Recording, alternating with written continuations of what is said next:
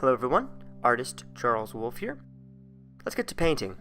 Today I'm going to start with some cadmium yellow medium, and I'm going to lay in the underpainting for this piece. It's a little landscape painting we're going to do today. So we're going to start by filling in the entire canvas using only three colors: cadmium yellow medium, NAPHTHOL crimson, and cobalt blue. Once we do that, we'll start to blend and mix the colors together to get more realistic looking greens and purples and so forth.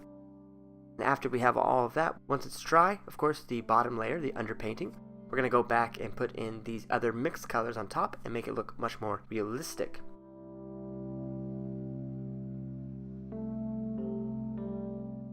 The underpainting adds a great deal of richness to the final piece, and so I find that if I can block in the painting and kind of figure out what's the scope of my composition first, makes the whole process go a lot faster on the second half. Bringing in some NAPHTHOL crimson here. I'm using a bright brush which has a very flat edge on the tip of it, and I'm going to quickly put in some clouds. I'm not being terribly careful because a lot of this will be covered up. Actually, almost all of this painting will be covered up. We're just trying to get the basic shape of the clouds, where things are going to be happening in this piece. The colors that I'm using for my palette are as follows. We have lemon yellow on the left. Above that is titanium white, then cadmium yellow medium, NAPHTHOL crimson, cobalt blue, Mars black, and on the bottom right I have raw umber and burnt umber. I don't think we'll be using the burnt umber today, but I know later on I do use some of that raw umber, and that's the palette. You can see that I'm using a cardboard sheet, and that's just because I want it to look clean and so you can see the color mixing clearly. I have a regular palette that I can use when I'm doing larger paintings, but it is filled with dried on paint, so it's very difficult to see the color mixing, which is why I use the cheap piece of cardboard from the boxes I get from Amazon, and that works pretty well. Here I'm putting in the darker clouds with the cobalt blue, still using that bright brush. If you are a beginning artist and you want to give this a try, this painting is probably not the easiest painting to start with. You can go over to my playlist, Painting for Beginners, I think it's what it's called, and you can check that out. There's lots of great painting videos you can try. They're very easy to do. I start with just showing you how to do a basic gradation. I have some very basic landscapes that you can do in an impressionist style. Lots of cool stuff, so be sure to check out that playlist. Today,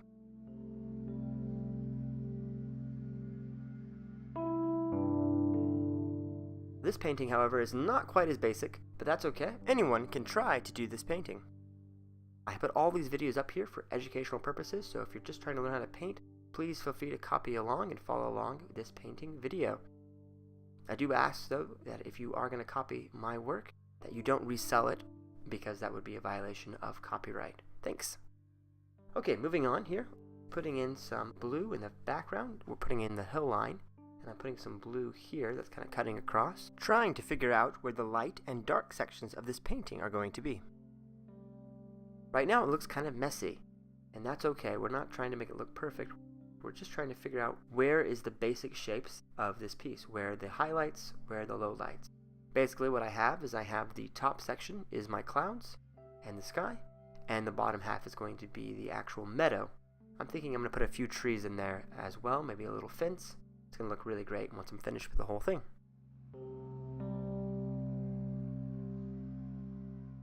Bit more of the cadmium yellow medium. Just blending here.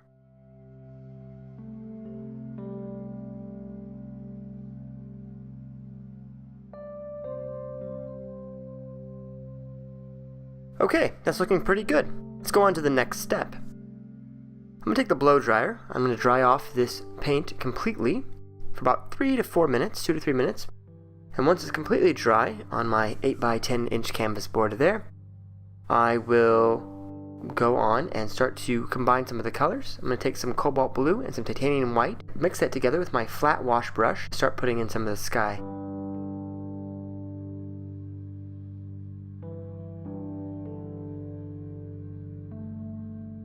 Use very small strokes, just gently dabbing the paint onto the canvas board. Today I'm using a 9x12 inch canvas board.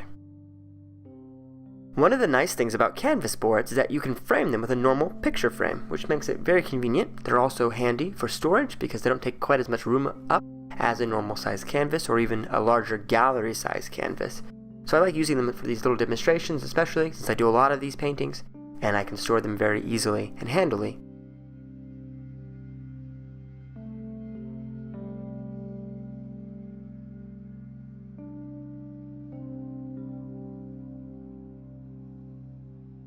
Putting in the light blue, mostly white, more white than blue in this mixture.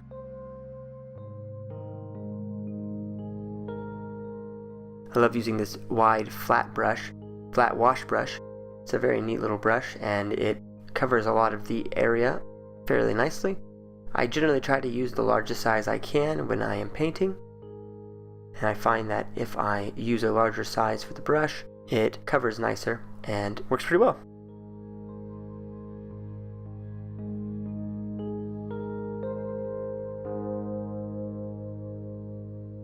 Taking a little bit more white here at the bottom, make that a little bit softer at the bottom there, right above those hills.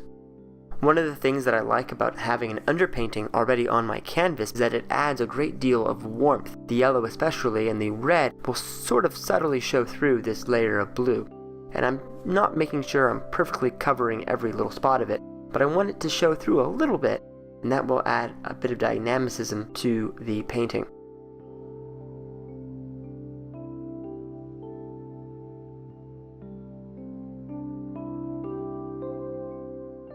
Taking some cobalt blue, some NAPHTHOL crimson, and a bit of the titanium white, I'm going to make kind of a purplish color here, and put in some clouds.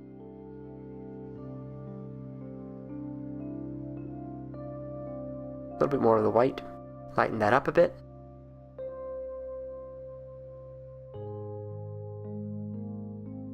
Mixing that together, a bit more of the blue.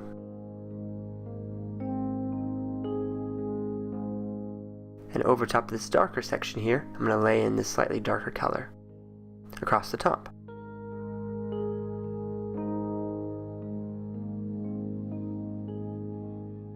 Whenever you're painting skies, it's a good idea to have the largest cloud be at the very top of the canvas and have them get smaller, closer to the horizon line.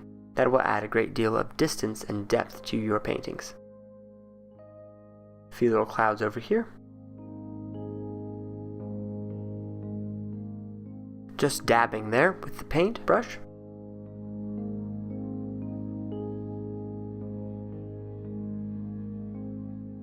Basically, I'm just tapping.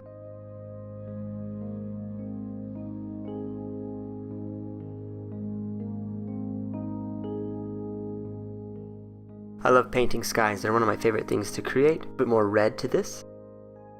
Gonna cut across here.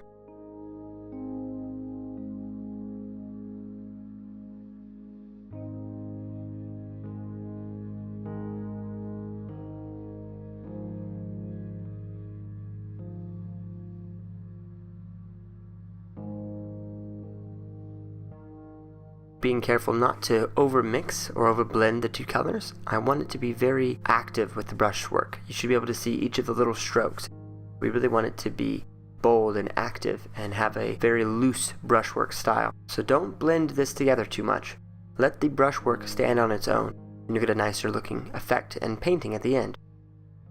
More red to the mixture, and that makes it a little bit more of a purple, which looks nice.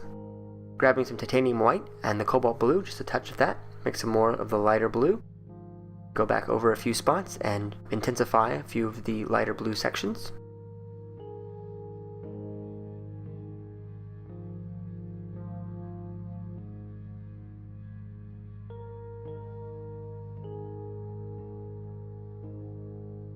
Trying to find a nice balance here.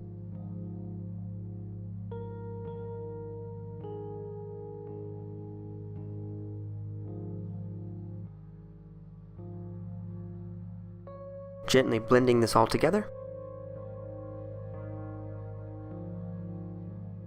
Alright, that looks pretty good. Remember that it doesn't have to be perfect. We are going to add some trees on top of the sky in the foreground. This is going to cover up a large section of the sky, so basically we just need it to stand in the background. We don't need it to be the focal point of the composition. We just need to make sure that it looks somewhat realistic in the back. But don't fret about it too much. I'm going to take some titanium white here and some more of the cobalt blue, and actually I'm going to have a lot more blue this time than the white. Before it was like 3-to-1 ratio, now we're flipped it. It's now 3 parts blue, 1 part white. So it's pretty blue compared to the white, as before we had more white than blue. I'm going to lay in some very distant bluey mountains here. One of the neat things, if you look in nature or in a photograph, you'll notice that the mountains become more blue the farther they are away from you. This is actually a natural effect that occurs because there is water in the oxygen in the atmosphere between you and the distant hills. So as things get farther from you, they take on a bluish cast, and that's because of the distance. When we are painting, we want to keep that in mind. So as things get farther in the distance, they're going to be a bit more blue than they would be if they were closer up, which would have a lighter, either more white to them or more of a yellow cast if they were closer up. But the far distant things like this, like these mountains, should be fairly blue. We're going to add a little bit of some white to the bottom to make them be a bit more varied. If you look carefully, there's kind of a mist at the bottom of these. And we're going to cover up most of it, but having a little bit of white there can be a nice effect. Very subtle, very nice. I'm basically just drawing a straight line of hills there, and then I'm putting a little white at the bottom, fixing a few spots here and there, and that's about it.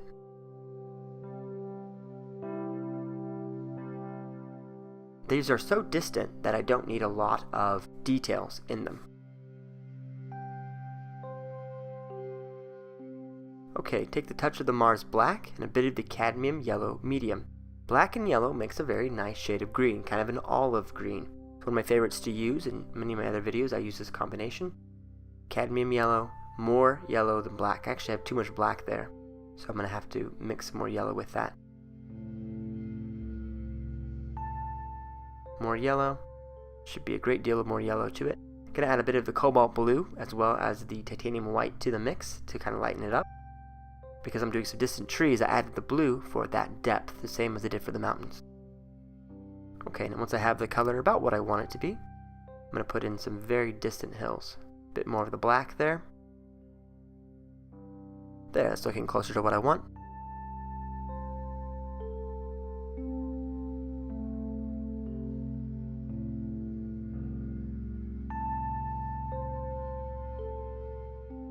Okay, let's put in some of these very distant hills with just the corner of my flat wash brush. A bit more cadmium yellow we should add to that as well as we go along, just to vary the color a little bit. You don't want everything to be exactly the same color, so just changing your mixture just slightly as you go from right to left or left to right will add a tiny bit of dynamic interest to the tree line. It's always a good idea to keep switching the color slightly, making adjustments and modifications so that it prevents it from looking too cartoonish and two-dimensional.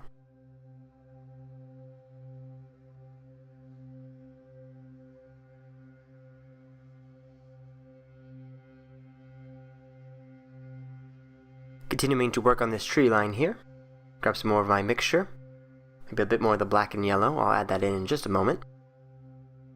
Getting some more paint, loading the brush, trying to pull it pretty hard against that cardboard. I want the paint to be right on the end of the brush, so I'm really pulling down to make sure that the end is properly loaded on both sides. Taking just the corner of it, really just dabbing where I need the paint to go.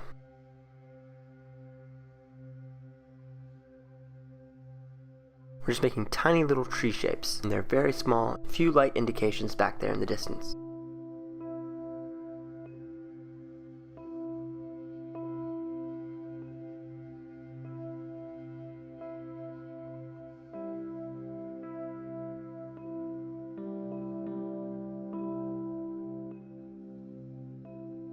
The biggest thing about painting is that you can't overthink things. Keep things moving. Try not to fuss too much in any one section. You can always go back and make adjustments later. Especially with acrylic paint, it's nice because once it's dry, you can put another layer on top of it and cover things up. So maybe later on you don't like a cloud, or you don't like a tree. You can always go back and make adjustments after it's completely dry. And that's an amazing attribute of acrylic painting. Oil painting is wet on wet typically, and that's a little bit trickier to make adjustments, but acrylic painting is extremely forgiving. If you make a mistake, you can always just blow dry it right away, dry it off, and then go on to the next thing. And that's a really neat feature of this medium and of this art form.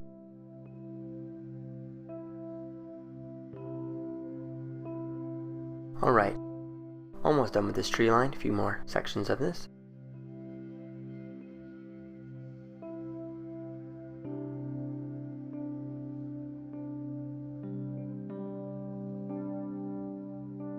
Putting in some lighter color.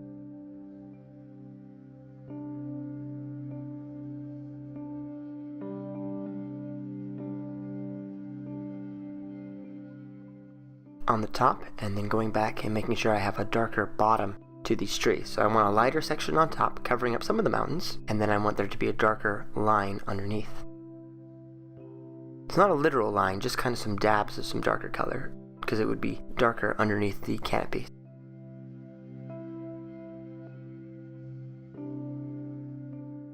Alright, I'm starting to drag in with a very pale green, that's cadmium yellow, Mars black, and a lot of white, and a little bit of cobalt blue, putting in some of the hill and the meadow back there, right up against the bottom of the tree line.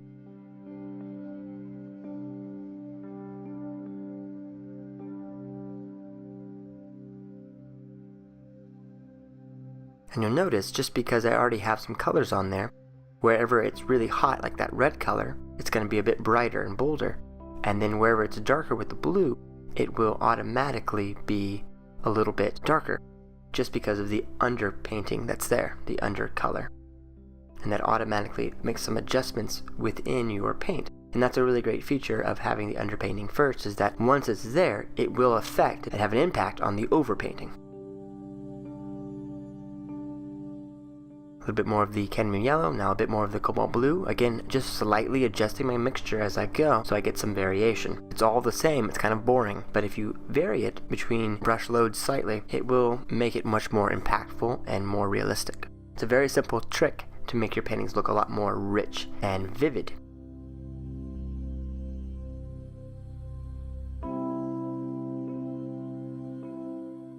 Bit more white here. Want to lighten this section up here at the very top, where the sun is really hitting the front of this field, and make it pop a bit more.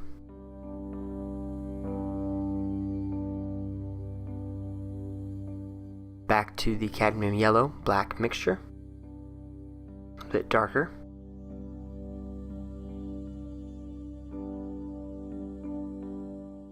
Filling in the space.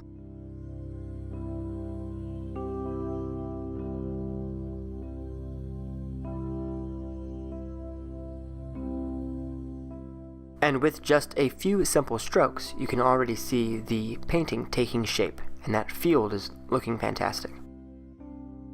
Dabbing here.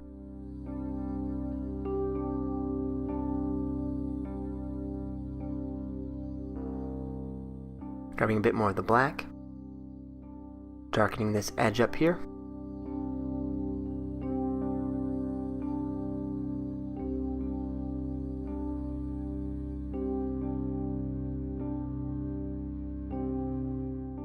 To the white, lightening the whole thing up again, and we're going to start adding a lighter layer down here.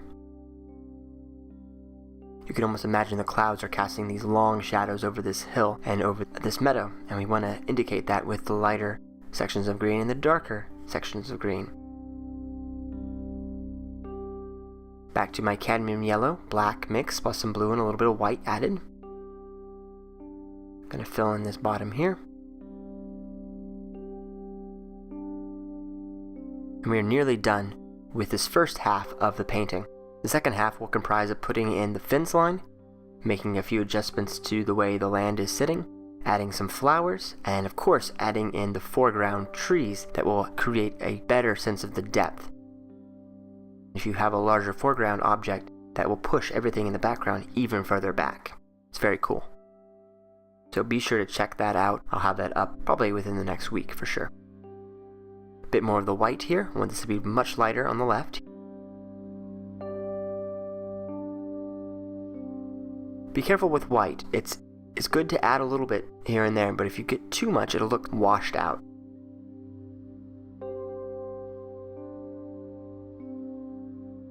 So far, I have a lot of colors mixed in before I'm adding the white, so it's okay. But if you just do straight white out of the tube, it can very easily start making your painting look very washed out. So be very careful with white. Don't overuse it. Blending this together here. Adding a touch of the Mars black. Gonna make this a bit darker here on the bottom right.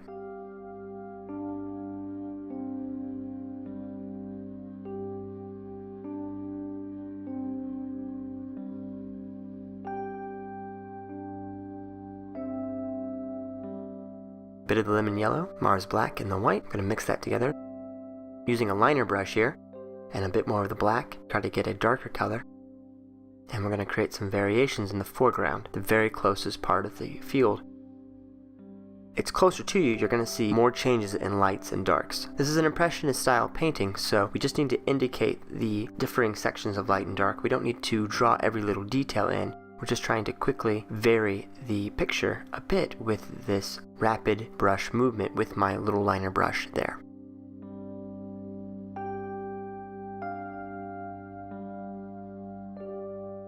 Whenever things get closer to you, they do become more detailed.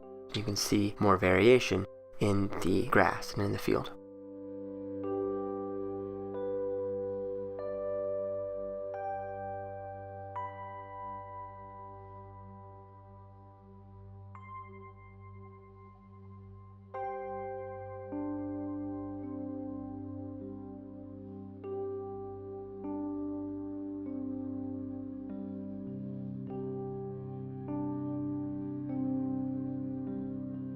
Touch more of the Mars black. Darken this bottom edge a bit more. A little bit more of the lighter colors. Counterbalance that.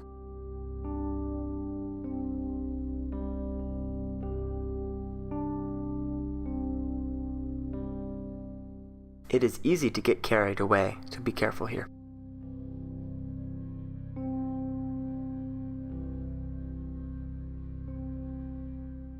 Almost done with this first half.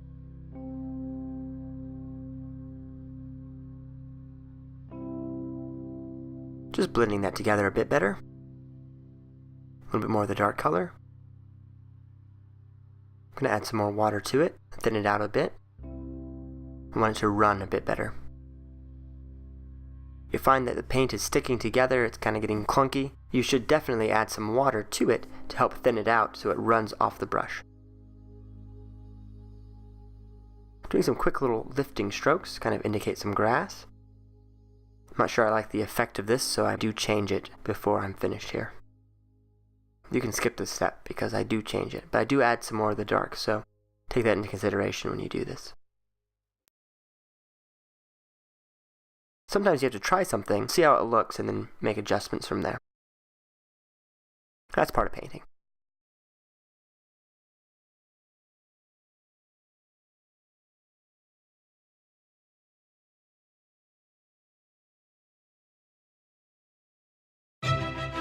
And there's a quick shot of the final piece. I'll be back with part 2 very soon. Thanks!